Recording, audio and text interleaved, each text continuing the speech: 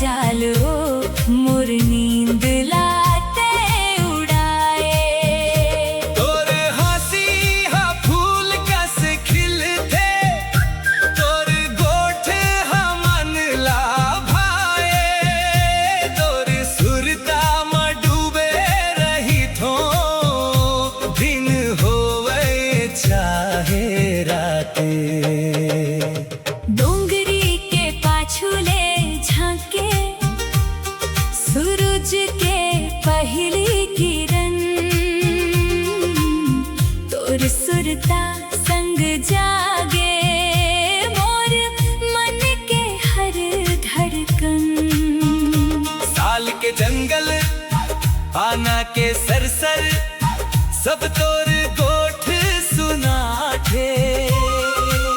जी हाँ नजर हा जाथे, तोर रूपे नजर आथे।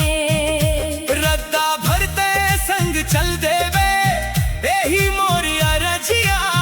तोर बिना सोना लागे मोर जिंदगी के दुनिया। जंगल के भीतरी रतरंगी छालो, तोर रूप हमोला भाए।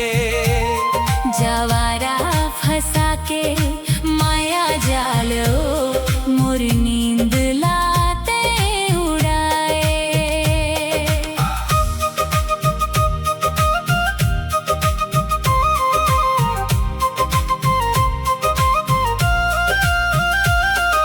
नदिया किनारे बैठे बैठे गोठियावत रही गे रात।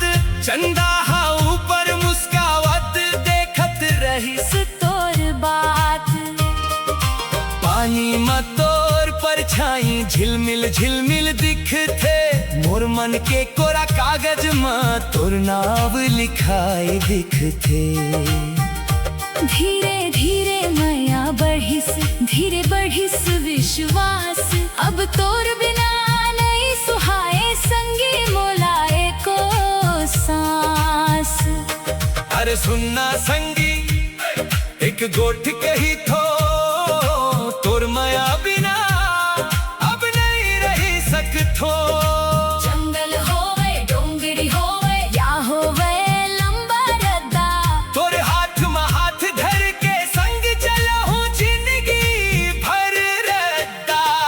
मेरे दतरंगी छालो मोर मन लाते भरमाए। हाय रे दतरंगी छालो मोर सपना